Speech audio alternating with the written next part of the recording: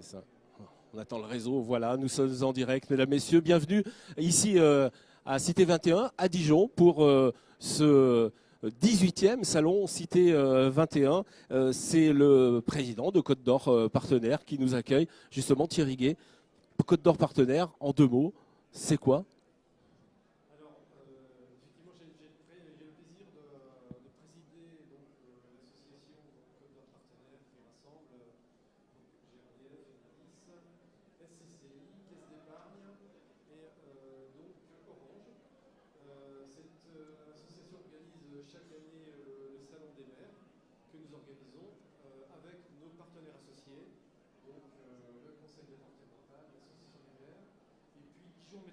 Mais alors pourquoi ce salon il est très important? Pourquoi il est très important et surtout le 18e? C'est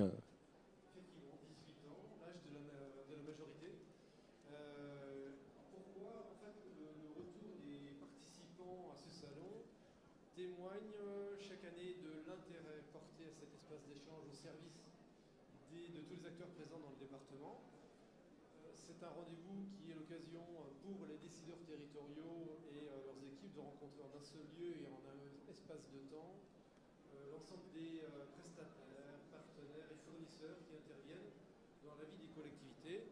Le salon stématien est donc d'avoir organisé pour la mise en relation avec les partenaires économiques, mais aussi pour donner aux élus des perspectives, pour les aider à anticiper dans la gestion de leur collectivité au travers des conférences et des débats qui sont organisés sur le salon. Très bien, alors je vais juste attraper un autre micro. Voilà.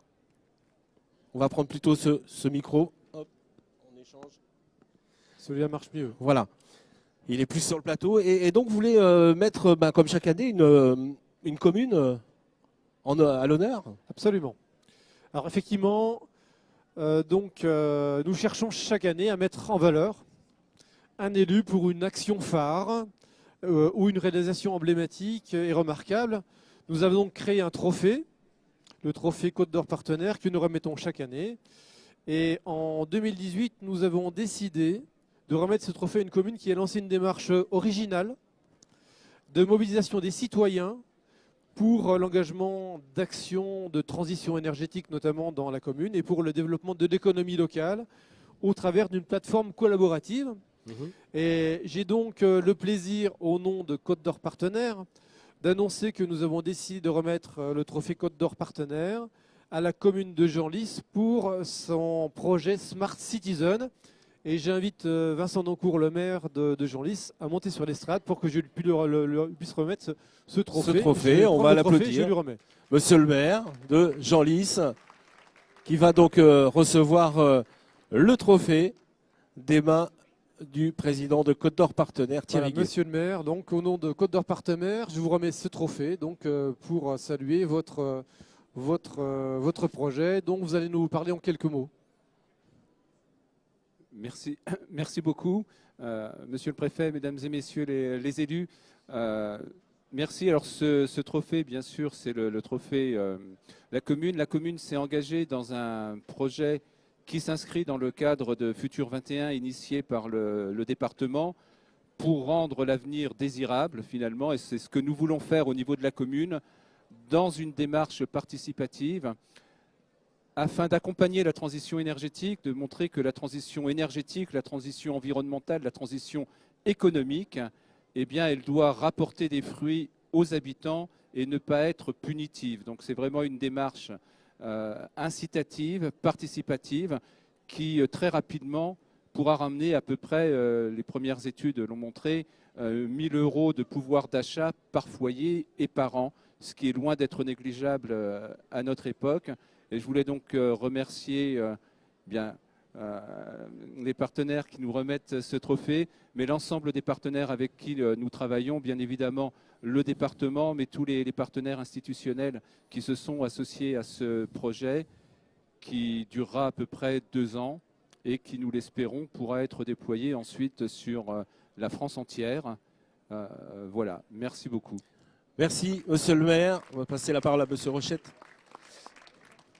Alors, Monsieur Rochette, président de l'AMF 21, 2018 va s'achever hein, à l'heure de ce Cité 21. Qu'est-ce qu'il faut en retenir de cette année pour les maires, justement? 2018, ça a été pour l'Association des maires de Côte d'Or un gros travail de soutien, de formation, de communication. Et je voulais vraiment remercier tous les élus qui font vivre l'Association des maires. Et puis 2018, c'était aussi une année, il faut le dire, de déception. Alors, on ne va pas regarder dans le rétroviseur parce qu'il faut passer, je pense, cher Paul, à autre chose. Il va falloir qu'on pense à 2019, mais il faut vraiment quand même qu'on tire les conséquences d'un manque de communication. Et les mains se tendent, maintenant il faut qu'on les prenne. Voilà, donc l'importance des maires qui est en train d'arriver. 2019, ça sera la dernière année de mandat des maires. Comment l'association des maires va l'aborder, cette transition? Eh bien, ça ne sera pas une année blanche. Au contraire, parce que c'est une année qui est très importante. C'est la fin d'un mandat, mais ça va être aussi pour certains d'entre nous, pour d'autres, la préparation d'un autre mandat qui, j'espère, ne sera pas un mandat de chien comme celui qu'on a vécu. Hein, parce qu'on a vécu quand même un mandat qui a été très compliqué. Et je souhaite vraiment que 2019 commence par une phase, j'en parlais avec Jean-Marie Sermier, notre ami du Jura tout à l'heure. Je souhaite que, monsieur le préfet, on est sur la même longueur d'onde, je le sais, je souhaite que cette année 2019 commence par une vraie co-construction. Le président de la République a fait une annonce forte de reconnaître qu'il n'était pas allé au Congrès, que c'était sûrement sa place. Et bien maintenant, il y aura une rencontre, si j'ai bien compris, région par région avec le président. Sachez que l'invitation a été lancée. Ça serait vraiment avec beaucoup de plaisir que la Bourgogne-Franche-Comté soit la première région où ces rencontres se feraient.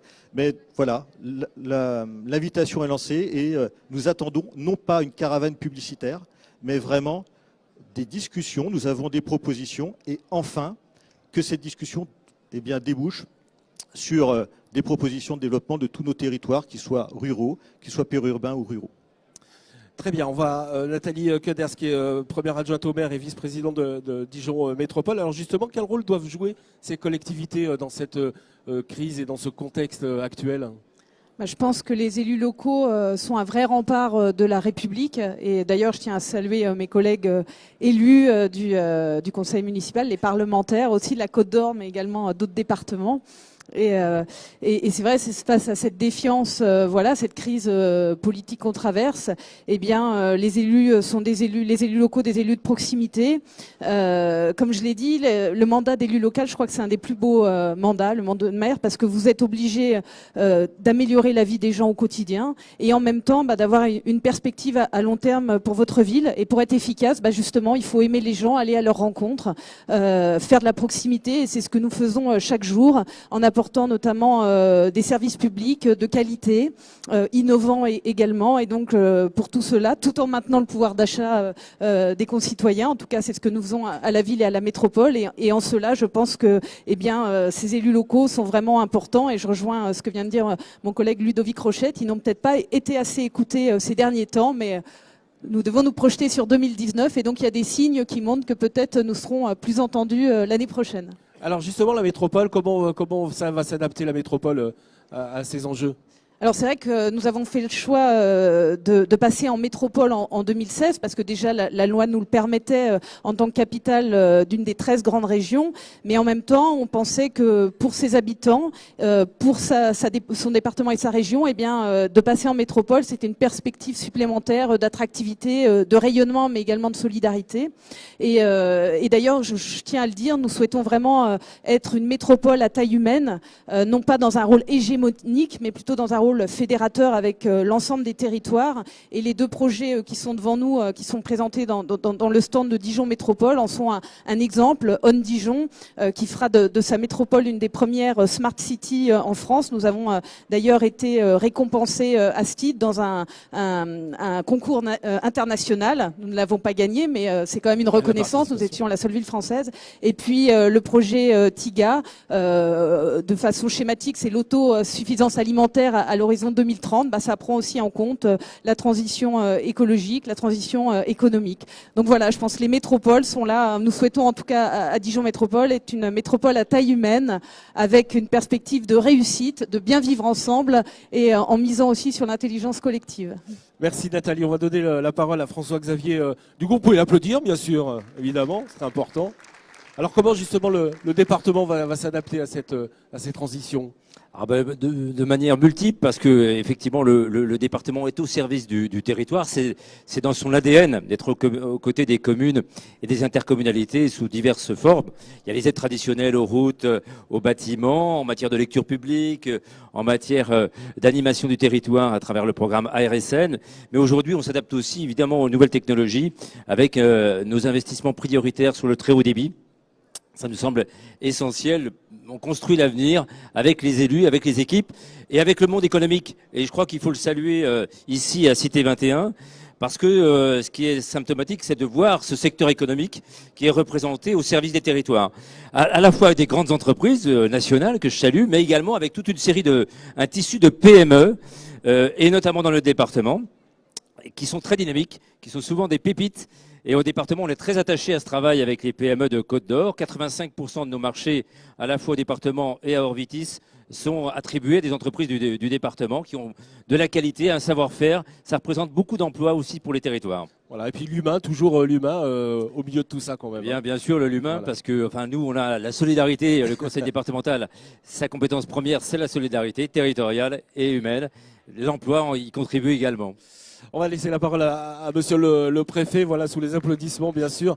Voilà, l'État qui a entendu justement ces territoires qui veulent prendre la parole, monsieur le préfet. Merci beaucoup. Écoutez, moi je suis très heureux d'être parmi vous. Je reviendrai demain, monsieur le président, pour prendre la parole plus longuement devant vous. On est dans une situation difficile, mais en tant que représentant de l'État, en charge, au terme de la Constitution, des intérêts nationaux, dans les départements et la région, s'il y a un message à faire passer à nos concitoyens, c'est que la France existe depuis 1000 ans, qu'elle a traversé bien des épreuves, qu'elle est toujours là et que dans la période la plus récente de notre histoire, la République, elle aussi, a subi des périodes de difficultés et elle est toujours là. Il y a un moment d'expression démocratique, il y a des colères qui s'expriment sur les sujets du pouvoir d'achat.